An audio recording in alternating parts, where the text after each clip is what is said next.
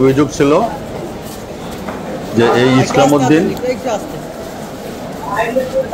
আনোয়ার হোসেন ফকিরের ভাইয়ের কাছ থেকে তার ছেলেকে চাকরি দিবে বলে টাকা নিয়েছে। এই টাকার জন্য দেন দর হয়েছে, অর্ধেক টাকা পরিশোধ করছে, আর বাকি টাকার জন্য ওই ঘটনার দিন যেদিন খুন হয়েছে এই দিন তারিখ ছিল বাকি টাকাটা দিবে। কিন্তু ওই দিন ডিসিস্ট যিনি খুন হয়েছেন উনি চায়ের স্টলে বসা ছিলেন। ওনার ভাই যখন তাকে তার দোকানের সামনে দিয়ে যায়, ডাক দিল, ইসলামউদ্দিন আমার টাকাটা দেওয়ার কথা আজকে। ইসলামউদ্দিন তার বাইরে ডাক দিল যে 800 টাকা এসে নিয়ে যাও। এই কথা বলার পরে ঘরতে বাইরে তার সামনে যেতেই তাকে আক্রমণ করছে। তাকে আক্রমণ করার পর ঘটনা দেখে আনোয়ার হোসেন ফকির দৌড়ায় আসলো ভাইকে সেভ করতে।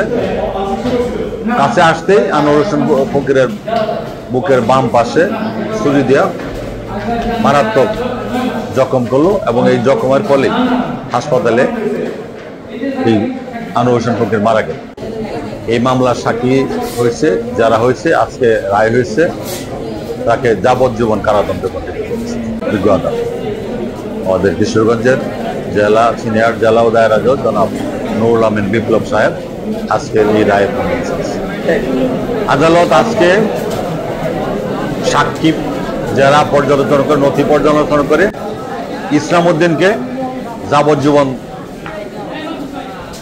কারাদণ্ডে দণ্ডিত করছে। 10,000 টাকা অর্থদণ্ড, অনাদায়ী আরো 6 মাসের কারাদণ্ডে দণ্ডিত করেছে।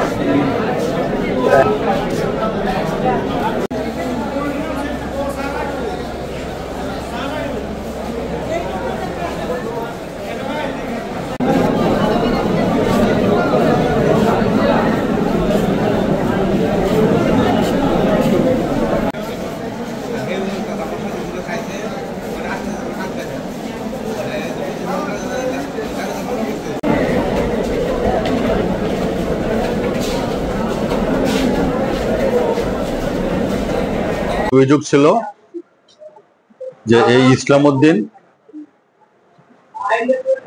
আনোয়ার হোসেন ফকিরের ভাইয়ের কাছ থেকে তার ছেলেকে চাকরি দিবে বলে টাকা নিয়েছে।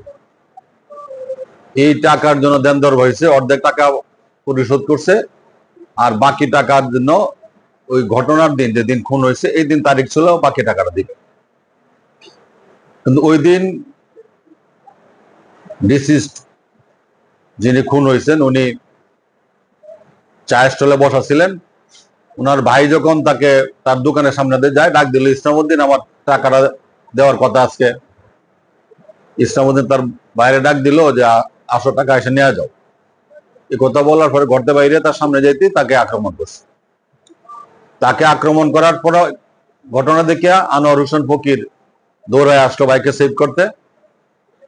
কাছে আসতেই আনোয়ার হোসেন ফকিরের বুকের বাম পাশে ছুরি দিয়া মারাত্মক জখম করলো এবং এই জখমের ফলেই হাসপাতালে এই আনোয়ার হোসেন ফকির মারা গেল।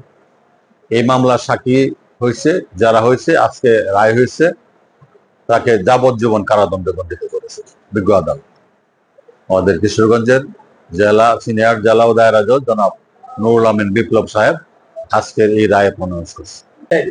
আদালত আজকে সাক্ষী যারা পর্যালোচনা করে, নথি পর্যালোচনা করে ইসলামউদ্দিনকে যাবজ্জীবন কারাদণ্ডে দণ্ডিত করছে। 10,000 টাকা অর্থদণ্ড, অনাদায়ী আরো 6 মাসের কারাদণ্ডে দণ্ডিত করেছে।